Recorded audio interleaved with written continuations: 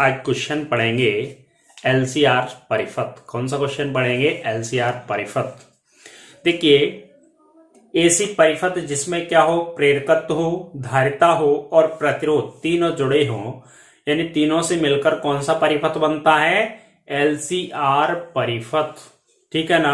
आज कौन सा क्वेश्चन पढ़ेंगे? एलसीआर परिपथ। देखिए, सभी को क्या करना है, अपनी नोटबुक में नोट करना है क्वेश्चन को। क्या करना है, जो यहाँ पे बताया जाता है उसको नोटबुक में क्या करना है, सभी को नोट करना है। ठीक है ना। यानी कौन सा क्वेश्चन पढ़ेंगे? LCR circuit. ठीक है। देखिए, एलसीआर सर्किट क्या होता है? एल होता है प्रेरकत्व, जो आपको पता है। एल क्या है बेटा? ये प्रेरकत्व है एल। सी क्या होती है? धारिता। और प्रतिरोध क्या होता है? आर। तो इसका नाम क्या हो गया? L C R. क्या हो गया बेटा? L C R. अब यहां पे इसका डायग्राम बनाएंगे। पहले क्या बनाएंगे? इसका डायग्राम बनाते हैं। ठीक है ना। देखिए, डायग्राम कैसे बनाते हैं। एल लेते हैं। क्या लेते हैं बेटा? एल यानी प्रेरकत्व। क्या लेते हैं बेटा? प्रेरकत्व एल। ओके। फिर क्या करेंगे? सी क्या लेंगे? संधारित्र या धारिता। ठीक है। फिर क्या करेंगे? यहां पे आर क्या होगा? प्रतिरोध। आर क्या होगा? प्रतिरोध। ठीक है। L C R. ठीक है। अब इसको क्या करेंगे? सभी को कैसे जोड़ेंगे? प्रत्यावर्ती वोल्टेज स्रोत से जोड़ते हैं। ठीक है। जैसे आपने पहले वाले जो क्वेश्चन देखे होंगे उनमें सभी को कैसे जोड़ा गया बेटा? सभी को प्रत्यावर्ती वोल्टेज स्रोत से जोड़ा गया है। ठीक है। ये प्रत्यावर्ती वोल्टेज स्रोत है। इन सब से क्या करते हैं? इसको जोड़ देते हैं। बहने वाली धारा क्या होती है? आई। यानी ये एसी होता है। इसका समीकरण होता है V बराबर V0 साइन ओमेगा टी। ठीक है। एल के सिरों के बीच विभवांतर क्या होगा? VL। सी के सिरों के बीच विभवांतर क्या होगा? VC। और आर के सिरों के बीच विभवांतर क्या होगा? VR। ओके। इसका डायग्राम है। अब देखिए, जो आपने क्वेश्चन हल किए थे ना, कौन सा? एक LR परिपथ था, एक RC परिपथ था, एक LC परिपथ था। ठीक है। वैसे ही ये परिपथ है कौन सा? LCR। और ये एमपी वोल्ट, एमपी वोल्ट। ठीक है। और यूपी वोल्ट, दोनों के लिए मोस्ट क्वेश्चन है। एमपी बोर्ड और यूपी बोर्ड दोनों के लिए कैसा क्वेश्चन है? ये बहुत ही ज्यादा मोस्ट क्वेश्चन है। ठीक है। अगर आपको ये परिपथ आ गया, यानी ये परिपथ लगाना आ गया एलसीआर, तो आप उन सभी को परिपथों को हल कर सकते हैं। कौन सा परिपथ था? एक एलसी परिपथ था, एक आरसी परिपथ था, एक कौन सा था? एलआर परिपथ। और इनको सभी को ध्यान से पढ़ना है। कैसे पढ़ना है? ध्यान से पढ़ना है। जैसे आप टीवी में कोई सीरियल देखते हैं ना, तो उसकी स्टोरी याद हो जाती है। हो जाती कि नहीं हो जाती है? वैसे ही आप ये समझना एक स्टोरी चल रही है। ठीक है। और इतना सिंपल है कि आप एक बार पढ़ोगे तो आपको खुद समझ में आ जाएगा। बहुत ही ज्यादा इजी क्वेश्चन है। ठीक है। फिर इस पे अपन न्यूमेरिकल करेंगे, यानी सवाल करेंगे। ओके। यानी कौन सा क्वेश्चन पढ़ रहे हैं अपन? LCR circuit. और आपको जो भी वीडियो प्राप्त होता है उन सभी को अपने ग्रुपों में शेयर करें। क्या करना है? सभी को शेयर करना है। व्हाट्सएप ग्रुप हो या फेसबुक ग्रुप हो या फेसबुक हो या टेलीग्राम हो या इंस्टाग्राम हो, सभी पे क्या करना है? आपको शेयर करना है। ठीक है। यही हमारी क्या है? गुरु दक्षिणा है। ओके। अब सभी को क्या करना है? अपनी नोटबुक में नोट करना है। ठीक है ना। तो देखिए, जैसे उन क्वेश्चनों की भाषा थी वैसे ही इनकी भाषा है। अब देखिए क्या क्या सिद्ध करते हैं इसमें, पहले ये समझ लो। यानी क्या क्या चीज ज्ञात करते हैं। नंबर एक, परिणामी वोल्टेज। परिणामी वोल्टेज निकालते हैं। ओके। परिणामी वोल्टेज। नंबर दो, परिपथ की प्रतिबाधा, परिपथ की प्रतिबाधा। ओके। नंबर तीन क्या होता है बेटा? नंबर 3 होता है परिणामी वोल्टेज, परिणामी वोल्टेज व धारा के बीच, व धारा के बीच कलांतर, कलांतर। ठीक है। नंबर 4 होता है अनुनादी आवृत्ति, अनुनादी आवृत्ति, अनुनादी आवृत्ति। ठीक है। और नंबर 5 इसमें होते हैं विशेष केस, विशेष केस होते हैं। ठीक है। यानी विशेष परिस्थितियां,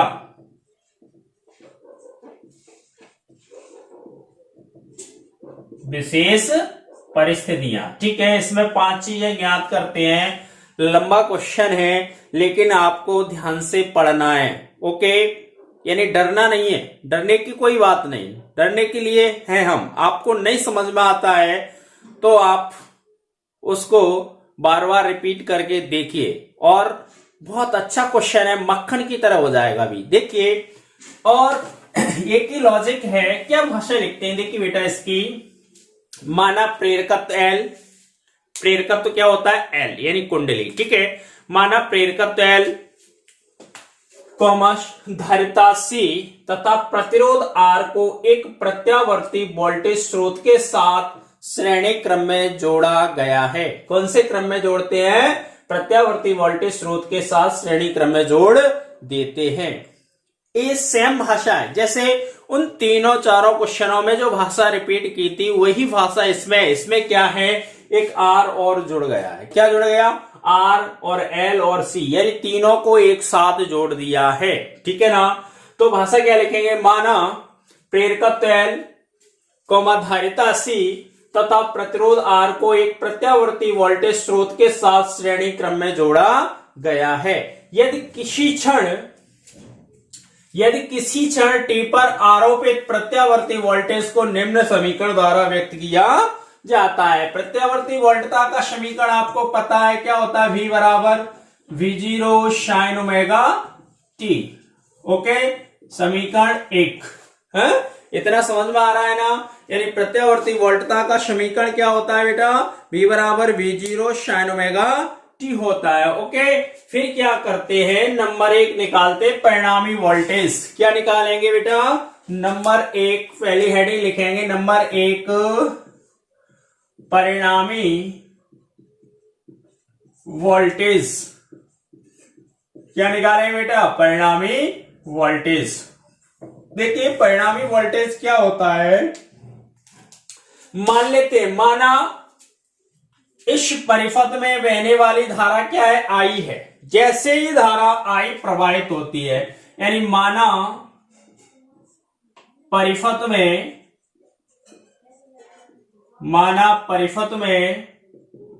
प्रवाहित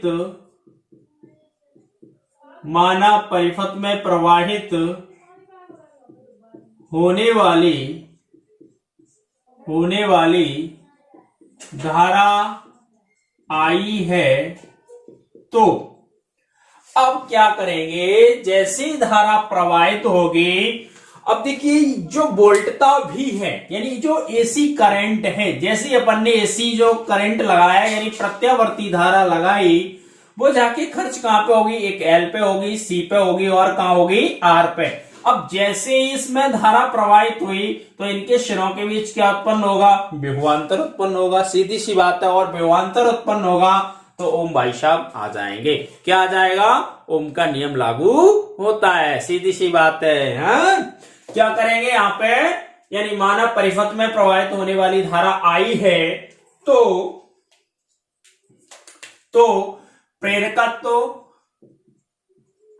प्रेरकत्व L के सिरों के बीच विभवांतर, L के सिरों के बीच विभवांतर। ओके। L के सिरों के बीच विभवांतर क्या होगा? VL बराबर IXL, समीकरण 2। ओके, फिर धारिता C के सिरों के बीच विभवांतर क्या होगा? VC बराबर IXC, समीकरण 3। ओके, फिर क्या होगा? प्रतिरोध R के सिरों के बीच विभवांतर, तो क्या होगा बेटा? VR बराबर IR। ओके, समीकरण 4। आई होप आप इतना समझ पा रहे होंगे। अब क्या करते हैं? ग्राफ बनाते हैं। क्या बनाते हैं बेटा? एक ग्राफ यानी फेजर आरेख। क्या कैसे बनता है इनका आरेख? देखिए समझिए, आरेख बनाएंगे काय के बीच। ये होगी बहने वाली धारा यानी I, ये होगा विभवांतर VL, इधर विभवांतर क्या होगा? VC, और यहां पे B होगा। क्या होगा बेटा? V। ठीक है, ये होगा V, और V और I के बीच में कलांतर क्या होगा? फाई, ये होगा VR। ठीक है, ये कोण होगा 90 डिग्री का, और इधर भी कोण क्या होगा? 90 डिग्री का। ठीक है, ये ग्राफ बनता है। अब यहां पे क्या करते हैं बेटा? देखिए यदि विभवांतर VR और धारा I समान कला में है, ये कैसे हैं? एक ही एंगल पे है। कैसे हैं? एक ही एंगल पे। तो भाषा क्या लिखते हैं? विभवांतर VR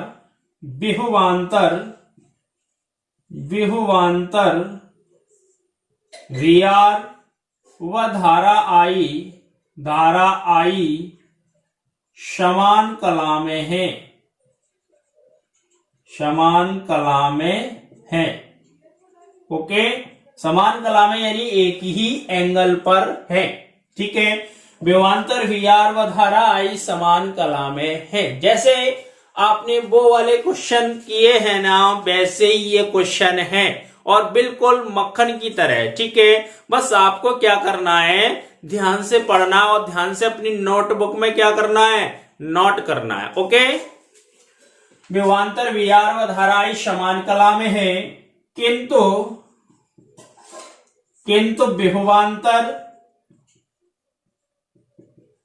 विभवांतर VL धारा I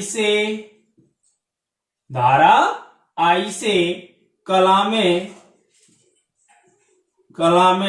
90 डिग्री अग्रगामी है। कैसा है बेटा? 90 डिग्री अग्रगामी है। विभवांतर VC धारा I से कला में 90 डिग्री पश्चगामी है। अतः VL व VC के बीच 180 डिग्री का कलांतर होगा।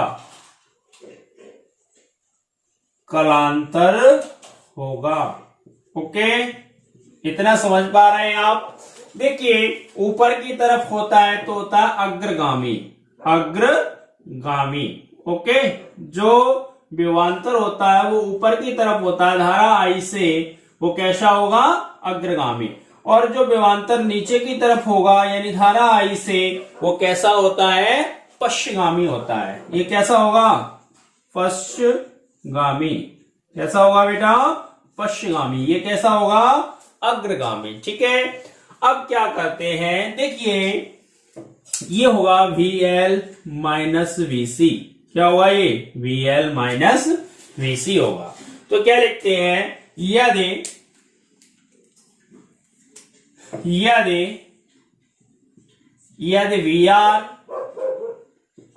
VC व VL का परिणामी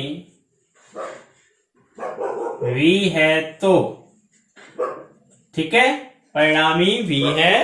तो क्या होगा, v वर्ग बराबर वही पाइथागोरस प्रमेय लग जाएगी यहाँ पे, कर्ण का वर्ग शेष अन्य दो भुजाओं के वर्गों के योग के बराबर होता है। तो v वर्ग बराबर क्या आएगा, वी आर वर्ग plus V L minus VC का होल वर्ग। समीकरण कितना हो जाएगा बेटा, ये 5। ठीक है, अब देखिए समीकरण जो 5 आता है उसमें क्या करेंगे, वी एल वीसी और वी आर के मान रखने पर समीकरण 5 में जैसे ही अपन वैल्यू रखेंगे तो क्या आ जाएगा बेटा, यहां पे लिख दो समीकरण 5 में V R comma V L व वीसी के मान रखने पर ठीक है। एक बार चेक कर लें, कट तो नहीं रहा है नीचे। ओके, एक लाइन और लिख जाएगी, यहाँ पे वैल्यू रखेंगे तो क्या आएगा, v वर्ग इक्वल टू क्या आएगा, वी आर का मान रखिए तो आई वर्ग आर वर्ग प्लस वी एल का मान रखिए तो आई एक्स एल माइनस आई एक्स सी का होल वर्ग। ठीक है, आई होप आप इतना समझ पाए होंगे। अब यहाँ पे क्या करेंगे बेटा, यहाँ पे देखिए आई बाहर निकाल लें, आई क्या करें, बाहर निकाल लें तो क्या आएगा, v वर्ग इक्वल टू क्या आएगा बेटा, आई वर्ग बाहर निकालने से, तो आई वर्ग बाहर निकाल लिया तो यहाँ पे होगा एक्सएल माइनस एक्सी का होल स्क्वायर। आई स्क्वायर कॉमन लेंगे तो क्या आएगा, आई वर्ग जैसे ही कॉमन ले लिया तो आर वर्ग प्लस एक्सएल माइनस एक्सी का होल वर्ग। ठीक है, आई वर्ग का भाग देंगे तो v वर्ग बटे आई वर्ग बराबर आर वर्ग प्लस एक्सएल माइनस एक्सी का होल वर्ग। ठीक है ना, इधर से जैसे ही वर्ग हटाएंगे तो इधर क्या जाएगा, करनी आएगी। ठीक है ना, तो क्या आएगा, v बटे आई इसकल टू क्या आएगा बेटा, अंडर रूट आर वर्ग प्लस एक्सएल माइनस एक्सी का होल वर्ग। ये आ गया परिणामी विभवांतर या परिणामी वोल्टेज, ये वोल्टेज आता है। ठीक है, क्या आता है बेटा, परिणामी वोल्टेज। ये समीकरण आता है 6। कौन सा समीकरण आता है, 6 आता है। ठीक है ना, अब अपन क्या सिद्ध करेंगे, परिपथ की प्रतिबाधा। नंबर 2 क्या सिद्ध करते हैं बेटा, परिपथ की प्रतिबाधा। आई होप आप ये समझ पा रहे होंगे पूरा, जैसे उन तीनों क्वेश्चनों में प्रोसेस था वैसे ही इसमें बहुत मक्खन की तरह चलो, यानी आपको धीमे से अच्छे से पढ़ना है। ओके, अब देखिए इसमें क्या करते हैं, नंबर दो परिपथ की प्रतिबाधा। परिपथ की प्रतिबाधा कैसे याद करते हैं बेटा, परिपथ की प्रतिबाधा। अब देखिए जो समीकरण 6 प्राप्त होता है वोल्टेज का, वो काय के रूप का है, ओम के नियम के रूप का है। काय के रूप का है, ओम के नियम। जैसे आपने देखा होगा ओम का नियम क्या होता है, ओम का नियम होता है बेटा V बराबर आई आर, यानी V बटे आई बराबर आर। ये ओम का नियम है। अब देखिए V बटे आई बराबर क्या होगा, आर, यानी ये प्रभावी प्रतिरोध होगा। जैसे ही समीकरण 6 की तुलना ओम के नियम से करेंगे, क्या लिखेंगे यहां पे बेटा, समीकरण 6 की तुलना ओम के नियम से करें तो अंडर रूट आर वर्ग प्लस एक्सएल माइनस एक्सी का होल वर्ग। इस परिपथ का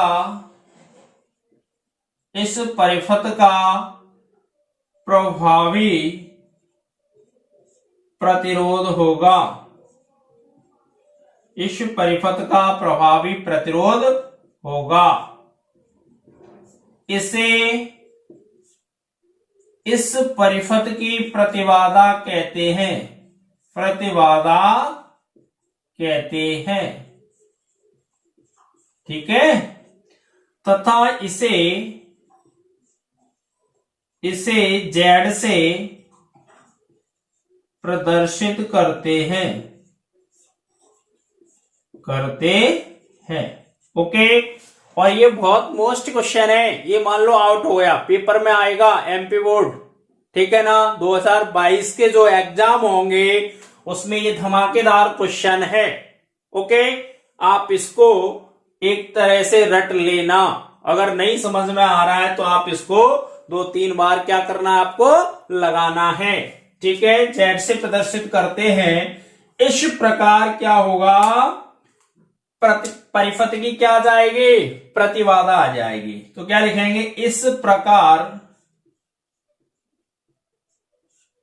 एलसीआर परिपथ की प्रतिबाधा। तो प्रतिबाधा क्या होती है, जेड। तो जेड इक्वल टू क्या आएगा बेटा, √r² प्लस एक्सएल माइनस एक्ससी का होल स्क्वायर। या जहां क्या होता है, एक्सएल इक्वल टू क्या होता है, ओमेगा एल, और एक्ससी इक्वल टू क्या होता है, 1/ओमेगा सी। यहां पे जैसे ही वैल्यू रखेंगे तो क्या आएगा बेटा, अब जैसे ही प्रतिबाधा आई तो यहाँ पे वैल्यू रखेंगे तो जेड इक्वल टू क्या आएगा बेटा, जेड इक्वल टू आएगा, जेड इक्वल टू क्या आता है, √r² प्लस एक्सएल की जगह omega L minus one by omega C का होल स्क्वायर, ठीक है। ये काय का सूत्र आ गया, प्रतिबाधा का सूत्र। यही क्या है, यही प्रतिबाधा का सूत्र है, ओके। कौन सी प्रतिबाधा का, एलसीआर परिपथ की प्रतिबाधा का सूत्र आ गया, ठीक है ना। आई होप आप इतना समझ पा रहे होंगे मेरे प्यारे बच्चों। अब क्या करेंगे, नंबर 2 क्या निकालेंगे, नंबर 3 क्या निकालते बेटा, परिणामी वोल्टेज व धारा के बीच कलांतर। नंबर 3 परिणामी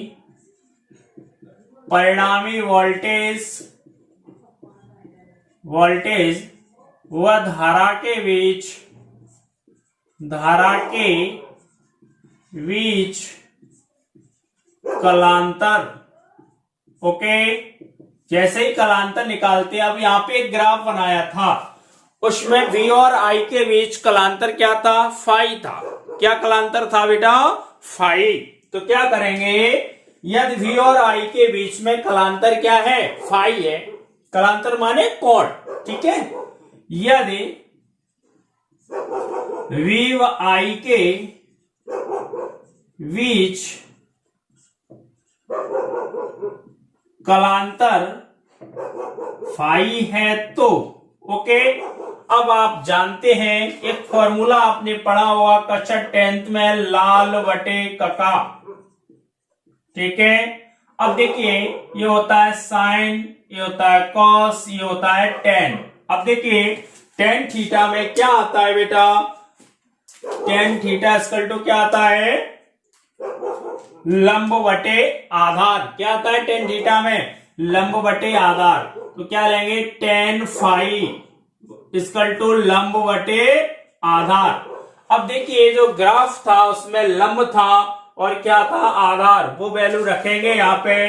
तो टेन फाई इक्वल टू क्या रखते हैं, लंब क्या है, VL माइनस VC बटे VR, ये आधार था काय में, ग्राफ में। जैसे आपने देखा होगा ऐसे ग्राफ बना था, ये VR था और ये था VL माइनस VC, ये VC था और ये VR था, ठीक है। तो यहाँ पे वैल्यू रखेंगे समीकरण 2 व 3 से, ठीक है। तो टेन फाई इक्वल टू क्या आता है, VL के मान रखेंगे तो क्या आ जाएगा, IXL माइनस IXC बटे IR, I ले लो कॉमन, तो टेन फाई इक्वल टू क्या आएगा, I जैसे ही कॉमन लेंगे तो XL माइनस XC बटे IR, I से I कैंसिल हो जाएगा, तो क्या आएगा, tan phi equal to XL minus XC बटे R, ठीक है ना। अब अपन जानते हैं XC, XL और XC इक्वल टू यहाँ पे मान रखेंगे तो टेन फाई इक्वल टू क्या आएगा बेटा, एक्सएल का मान omega L minus one by omega C और बटे में आर। ओके, अब फाई यानी एंगल निकालना है, कोण निकालना है। क्या निकालना है बेटा, कोण निकालना है। तो कोण निकालेंगे तो क्या करेंगे, फाई इक्वल टू क्या होगा, tan inverse omega L minus one by omega C और पूरे के बटे में आर। ओके, ये क्या निकाल लिया बेटा, कलांतर निकाल लिया। क्या निकाल लिया बेटा, कलांतर। ओके, अब क्या निकालते हैं, अनुनादी आवृत्ति। ठीक है ना, इतना आप समझ पा रहे हैं। ओके, अब क्या करेंगे, क्या निकालेंगे, अनुनादी आवृत्ति है। अनुनादी आवृत्ति में क्या लेके आना है। ओके, देखिए क्या करते हैं, देखिए क्या निकालेंगे, अनुनादी आवृत्ति। क्या निकालेंगे, नंबर 4, नंबर 3 हो गया, नंबर 4 अनुनादी आवृत्ति। नंबर 4 अनुनादी आवृत्ति। ठीक है, अब देखिए अनुनादी आवृत्ति में होता क्या है एक्चुअल में। देखिए अनुनादी आवृत्ति में क्या होता है बेटा, Z इक्वल टू आर रखेंगे। क्या रखेंगे बेटा, Z इक्वल टू आर। जैसे Z इक्वल टू आर रखते हैं तो क्या आता है, अगर ये पूछा जाए तो ही निकालना है अनुनादी आवृत्ति। क्या निकालनी है, अगर आपसे पूछी जाए तभी निकालना है, अन्यथा नहीं निकालना है। ठीक है ना, नहीं तो बहने वाली धारा पूछेगा। क्या पूछेगा आपसे, बहने वाली धारा। अगर अनुनादी आवृत्ति पूछी जाएगी तो यहाँ पे देखिए, आपने ये समीकरण मान लिया है 5, 6, 7। कौन सा समीकरण है ये, 7। ठीक है, तो क्या करते हैं, समीकरण 7 में समझ लेना बहुत अच्छे से। समीकरण 7 में बहुत सिंपल है। 7 में Z इक्वल टू क्या रखेंगे, या R equal to Z. R equal to क्या रखते हैं बेटा, Z रखते हैं समीकरण 7 में। ठीक है ना, अब देखिए यहाँ पे Z इक्वल टू R रख दो या R इक्वल टू जेड। देखिए आप समझ लेना, Z इक्वल टू समीकरण 7 लिख लो पहले, क्या है, R square plus omega L minus one by omega C का होल स्क्वायर। ओके, अब यहाँ पे देखिए Z इक्वल टू आर रखे तो Z इक्वल टू, जैसे ही अपन यहाँ पे रखेंगे, क्या रखें, Z square plus omega L minus one by omega C का होल स्क्वायर। अब देखिए इसके वर्ग से अंडर रूट खत्म हो जाएगा कि नहीं हो जाएगा। तो क्या आएगा, Z equal to Z plus omega L minus one by omega C. अब Z से Z कैंसिल आउट होगा तो क्या आएगा, omega 0 equal to omega L minus one by omega C आएगा। अब इसका क्या करेंगे, पश्चांतर करेंगे तो क्या आ जाएगा बेटा, omega L equal to one by omega C. Omega का ओमेगा क्या हो जाएगा, वर्ग इक्वल टू 1/LC। इधर वर्ग हटाएंगे तो क्या आएगा, ओमेगा बराबर या equal to under root LC। Okay, यानी इधर से जैसे ही वर्ग हटेगा तो इधर करनी आएगी। अब जहां ओमेगा इक्वल टू अपन जानते हैं, जहां ओमेगा इक्वल टू क्या होता है, 2πf। क्या होता है बेटा, 2πf होता है। अब जैसे 2πf आता है तो यहाँ पे वैल्यू रखेंगे तो क्या होगा, 2πf इक्वल टू क्या आएगा, 1/√LC। अब फ्रिक्वेंसी निकालनी है, यानी अनुनादी आवृत्ति निकालनी है तो 1/2π√LC। ओके, ये क्या निकाल लेते हैं, अनुनादी आवृत्ति निकाल ली। क्या निकाल ली बेटा, इस परिपथ की अनुनादी आवृत्ति। अगर ये पूछी जाए तो ही आपको निकालनी है, अन्यथा नहीं निकालना है। ठीक है ना। अब क्या निकालेंगे, नंबर 4 विशेष परिस्थितियां, यानी स्पेशल केस। क्या क्या स्पेशल केस है वो समझ लो। ओके, हटा दे इसकी। नंबर 4 था, नंबर 5 है, सॉरी, विशेष स्थितियां। ओके, जैसे विशेष स्थितियां निकालेंगे तो नंबर 1 क्या ज्ञात करेंगे, omega L greater than one by omega C. Number 2 omega L less than one by omega C. Number 3 omega L equal to one by omega C. ठीक है, अब देखिए नंबर 1 यानी ओमेगा एल का मान 1/ओमेगा सी से बड़ा है। कैसा है बेटा? बड़ा है। जब ओमेगा एल का मान बड़ा होगा 1/ओमेगा सी से तो क्या होगा? समीकरण कौन से बेटा अपन क्या करेंगे? एक अपन ने फॉर्मूला ज्ञात किया था। कौन सा फॉर्मूला ज्ञात किया था? यानी फाई बराबर tan inverse omega L minus one by omega C और बटे में क्या था? आर। ये फॉर्मूला ज्ञात किया था, यानी कलांतर यानी कोण ज्ञात किया था। या अपन मान ले tan इनवर्स बराबर tan फाई बराबर भी सिद्ध किया था है tan फाई। ठीक है, ये सिद्ध किया था। तो अब देखिए यहाँ पे ओमेगा एल का मान कैसा है? 1/ओमेगा सी से बड़ा है। ओमेगा एल है वो 1/ओमेगा सी से कैसा है? बड़ा है। तो क्या करते हैं? tan फाई धनात्मक होगा। देखिए जब इसका मान इससे कैसा है? बड़ा है, तो tan फाई का मान कैसा होगा बेटा? धनात्मक होगा। कैसा होगा? धनात्मक, क्योंकि जो 1/ओमेगा सी है उससे ओमेगा एल का मान कैसा है? बड़ा है। बड़ा है तो tan फाई कैसा होगा? धनात्मक होगा। जैसे ही तो tan फाई धनात्मक होगा। कैसा होगा? धनात्मक होगा। ओके, अब जैसे ही इसका मान बड़ा हो गया तो tan फाई कैसा हो गया? धनात्मक हो गया। अब जैसे ही धनात्मक हुआ तो फाई भी कैसा होगा? धनात्मक होगा। अब जैसे tan फाई धनात्मक है तो फाई का मान भी कैसा होगा? फाई का मान भी धनात्मक होगा। कैसा होगा? धनात्मक होगा। आप समझना, जब ओमेगा एल का मान 1/ओमेगा सी से बड़ा है तो tan फाई कैसा होगा? धनात्मक। जब tan फाई धनात्मक है तो फाई का मान भी कैसा होगा? धनात्मक होगा। और जब tan फाई और फाई धनात्मक है, इस स्थिति में प्रत्यावर्ती वोल्टेज धारा से अग्रगामी होगा। इस स्थिति में क्या होता है? इस स्थिति में प्रत्यावर्ती वोल्टेज क्या बेटा? इस स्थिति में प्रत्यावर्ती वोल्टेज धारा से अग्रगामी होगा। कैसा होगा? इस स्थिति में प्रत्यावर्ती वोल्टेज धारा से अग्रगामी होगा। आई होप आप एक बार फिर समझ लें।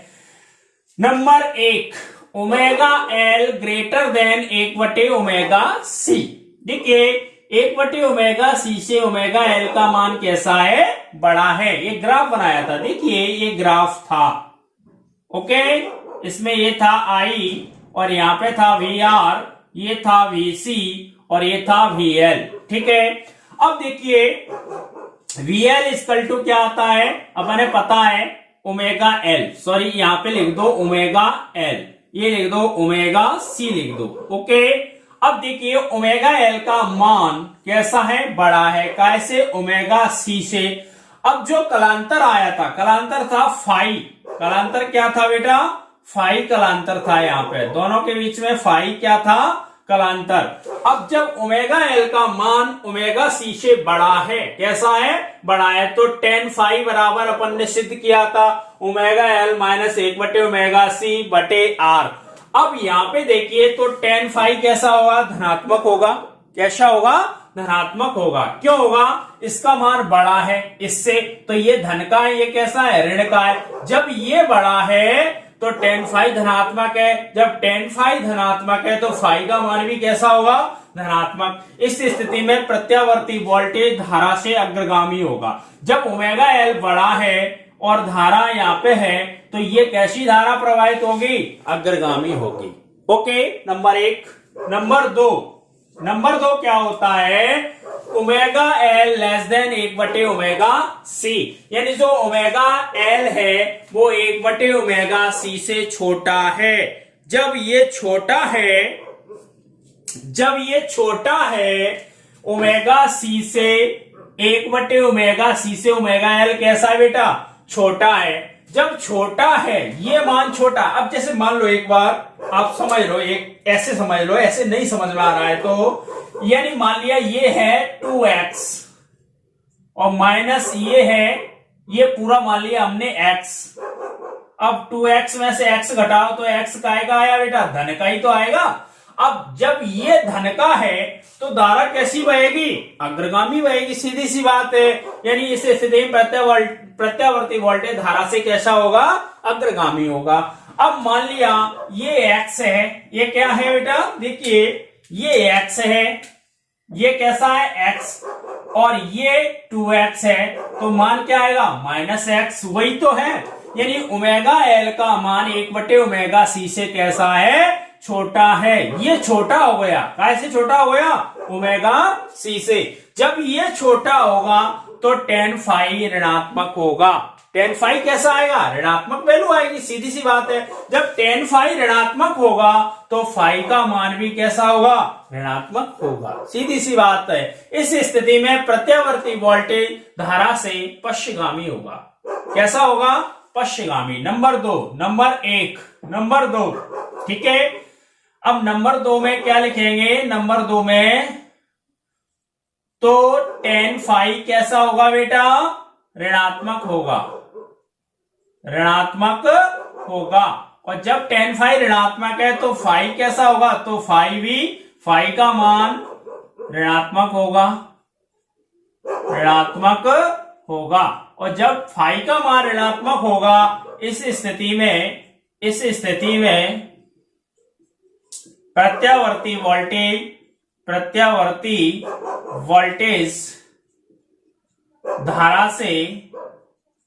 धारा से पश्चिगामी होगा।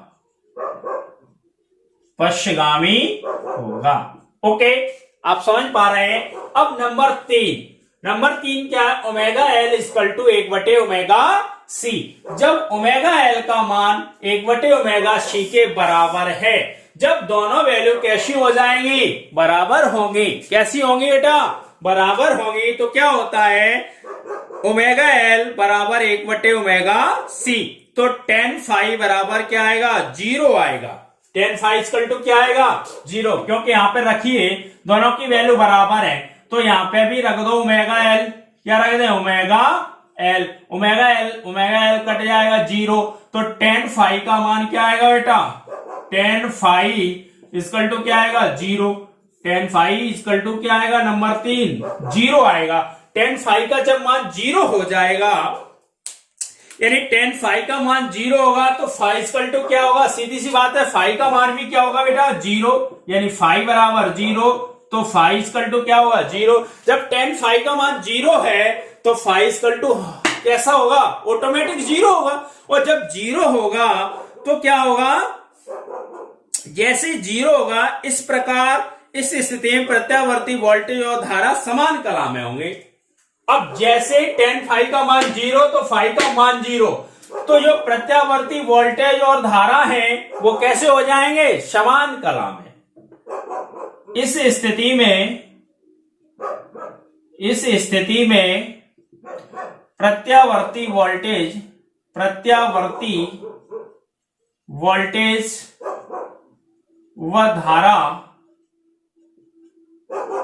व धारा समान कला में होंगे। ओके, जब tan फाई का मान 0 आएगा तो फाई इक्वल टू ऑटोमेटिक 0 हो जाएगा। इस स्थिति में प्रत्यावर्ती वोल्टेज व धारा समान कला में होंगे। अगर आपको ये क्वेश्चन अच्छा लगता है, ये क्वेश्चन बहुत मक्खन की तरह है, इसका प्रोसेस आपको अच्छा लगता है, तो आप क्या करना है, लाइक करना है। और लाइक करने के बाद अगर आप हमारे चैनल पे नए हैं तो चैनल को क्या करना है, सब्सक्राइब करना है। और सब्सक्राइब करने के बाद अगर आपको ये वीडियो हमारा अच्छा लगता है तो आप गुरु दक्षिणा में केवल क्या इसको शेयर करना है। क्या करना है? शेयर, यानी व्हाट्सएप ग्रुप पे शेयर करना है, फेसबुक पे शेयर करना है, इंस्टाग्राम पे शेयर करना है, और किस पे, यानी तुम्हारे पास टेलीग्राम ग्रुप है उस पे शेयर करना है। यानी जितने भी ग्रुप हैं उन सभी पे क्या करना है? शेयर करना है इसको। ठीक है, यही क्या है? हमारी गुरु दक्षिणा है। Okay, thank you. आज के लिए इतना ही काफी है। थैंक यू, बहुत समय हो गया। ओके, आप इसको अच्छे से पढ़ना, बहुत मक्खन की तरह है।